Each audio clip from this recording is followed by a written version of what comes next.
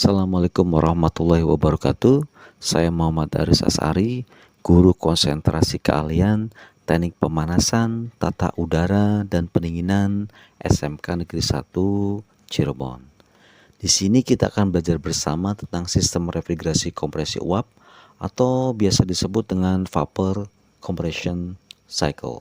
Kita ketahui bersama bahwa sistem refrigerasi kompresi uap merupakan salah satu dari berbagai macam jenis sistem refrigerasi.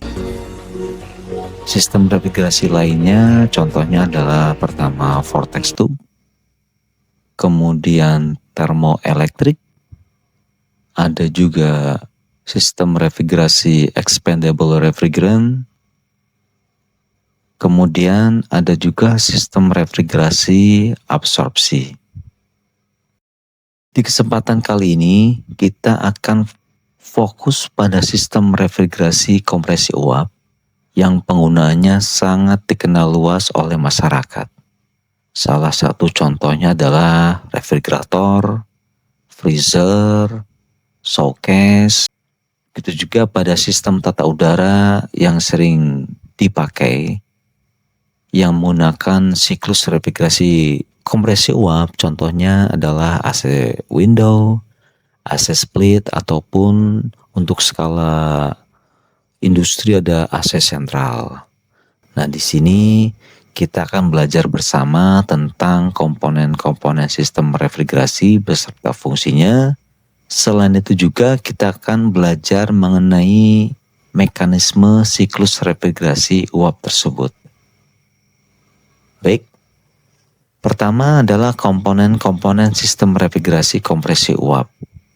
Di antaranya adalah kompresor, kondenser, filter dryer, refrigerant flow control, dan terakhir ada evaporator. Nah, pertama kita akan bahas terlebih dahulu adalah kompresor. Kompresor adalah suatu komponen yang berfungsi untuk menaikkan tekanan dan temperatur refrigeran yang berfasa gas di atas temperatur kondenser. Selain itu juga, kompresor berfungsi untuk mensirkulasikan refrigeran ke seluruh komponen refrigerasi lainnya. Yang bisa dikompresikan oleh kompresor hanyalah uap atau gas, tidak boleh berbentuk cair atau liquid. Berdasarkan tipenya, kompresor dibagi menjadi 3 tipe.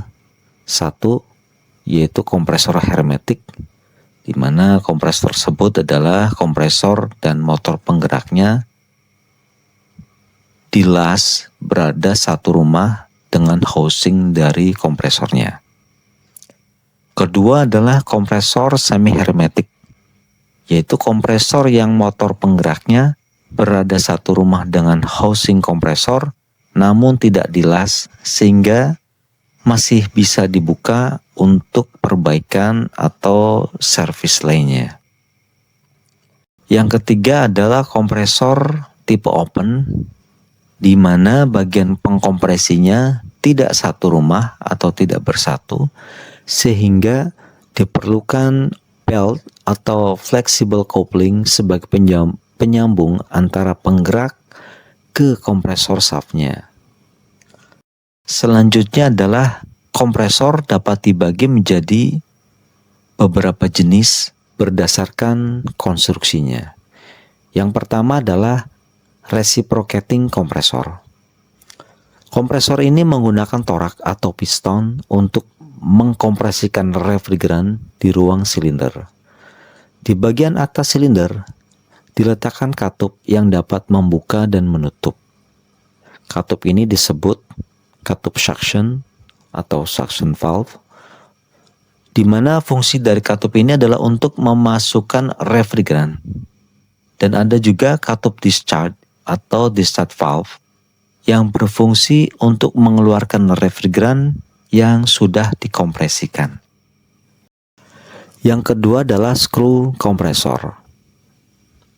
Kompresor screw menggunakan 2 buah skru seperti rotor yang berfungsi sebagai alat pengkompresi refrigeran. Prinsip dari kompresor screw adalah menjebak refrigeran pada celah-celah screw dengan menyempitkan volume ruangnya. Kompresor ini memiliki dua buah port. Yang satu adalah intake port yang berfungsi untuk memasukkan refrigeran, sedangkan satunya lagi adalah discharge port yang berfungsi untuk mengeluarkan refrigeran yang sudah dikompresikan. Yang ketiga adalah scroll kompresor. Kompresor scroll bekerja dengan menggunakan prinsip menjebak uap refrigeran dan mengkompresikannya dengan penyempitan volume refrigeran secara perlahan-lahan di antara stationary scroll dengan driven scroll. Kompresor ini memiliki dua buah port. Pertama, intake port yang berfungsi untuk memasukkan refrigeran. Yang kedua adalah discharge port, berfungsi untuk mengeluarkan refrigeran yang sudah dikompresikan. Kompresor selanjutnya adalah centrifugal kompresor. Kompresi pada kompresor sentrifugal menggunakan prinsip kompresi dinamik dengan melibatkan perubahan energi untuk menaikkan tekanan dan temperatur refrigeran. Proses kompresi pada kompresor sentrifugal mengubah energi kinetik, yaitu kecepatan, menjadi energi statik, yaitu tekanannya. Komponen utama untuk mengkompresikan uap refrigeran adalah perputaran dari impeller di dalam kompresor tersebut. Komponen selanjutnya adalah kondenser. Kondenser adalah tempat pertukaran panas antara refrigeran dengan media pendingin, di mana refrigeran didinginkan oleh media pendingin sehingga fasanya berubah dari uap menjadi cair, namun tekanannya dan temperaturnya masih tinggi. Kondenser dapat dibedakan menjadi 3 tipe berdasarkan media pendinginnya, yaitu pertama, air cool condenser atau kondenser dengan media pendingin udara. Kedua adalah water cool condenser atau kondenser dengan media pendingin air. Yang ketiga adalah evaporative cool condenser, yaitu kondenser dengan media pendingin campuran air dengan udara. Komponen selanjutnya adalah filter dryer. Fungsi utama dari filter dryer adalah untuk menyerap uap air yang terbawa oleh refrigeran dan menyaring kotoran agar tidak bersirkulasi di dalam sistem refrigerasi. Komponen selanjutnya adalah refrigerant flow control. Refrigerant flow control atau ada juga yang menyebutnya sebagai metering device, yaitu alat yang digunakan untuk mengatur banyaknya refrigeran yang akan masuk ke dalam evaporator. Akibat proses pengaturan banyaknya refrigeran yang masuk ke dalam evaporator ini, maka akan menurunkan tekanan dan temperatur refrigeran tersebut dari tekanan kondenser yang tinggi menjadi tekanan evaporator yang rendah. Terdapat beberapa jenis dari refrigerant flow control. Pertama adalah capillary tube atau pipa kapiler. Kedua adalah automatic expansion valve atau katup ekspansi otomatis. Yang ketiga adalah thermostatic expansion valve atau katup ekspansi termostatik. Komponen selanjutnya adalah evaporator. Fungsi dari evaporator adalah tempat untuk menyerap panas produk oleh refrigeran. Akibat refrigeran mendapatkan panas dari produk, maka refrigeran yang tadinya ketika masuk berfasa cair dengan tekanan dan temperatur yang rendah Maka ketika keluar dari evaporator, refrigeran tersebut menguap akibat pengambilan panas. Sehingga akibat proses pengambilan panas tersebut, fasa refrigeran akan berubah dari cair menjadi gas, namun dengan tekanan dan temperatur yang masih rendah. Terdapat dua tipe evaporator yang sering digunakan. Yang pertama adalah tipe flooded evaporator. Yang kedua adalah tipe direct expansion evaporator. Perbedaannya adalah pada flooded evaporator, refrigeran cair akan selalu menggenangi evaporator secara penuh, sehingga proses penyerapan panas dapat berlangsung secara maksimum pada seluruh permukaan evaporator. Sementara pada direct expansion evaporator, banyaknya refrigeran yang mengisi evaporator dikontrol dengan katup ekspansi secara bertahap masuk, sehingga tidak selalu evaporator diisi penuh oleh refrigeran. Baik, selanjutnya adalah mekanisme kerja siklus refrigerasi kompresi uap. Di sini kita akan mengambil contoh dari siklus refrigerasi yang terjadi pada refrigerator. Di sini kita akan mulai dari refrigeran masuk ke dalam kompresor dari pipa suction, kemudian refrigeran akan dikompresikan, di mana refrigeran masuk lewat suction valve, kemudian dikompresikan, kemudian keluar lewat discharge valve. Setelah dikompresikan oleh kompresor, refrigeran keluar melalui discharge line, di mana tekanan dari refrigeran naik dari 0,6 bar sampai ke 6 bar. Di sini temperatur refrigeran juga akan naik berkisar 100 derajat Celcius. Selanjutnya refrigeran melewati pipa discharge masuk ke dalam kondenser. Di kondenser, hot gas refrigeran akan melewati pipa-pipa di kondenser, sehingga akibat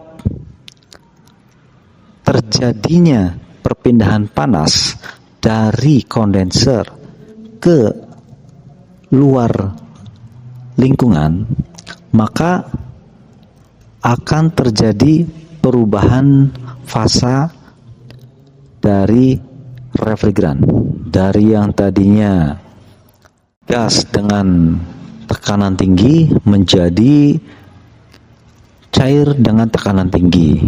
Nah, selama proses kondensasi di dalam kondenser juga terjadi penurunan temperatur dari refrigeran yang tadinya sekitar 100 derajat Celcius menjadi 55 derajat Celcius.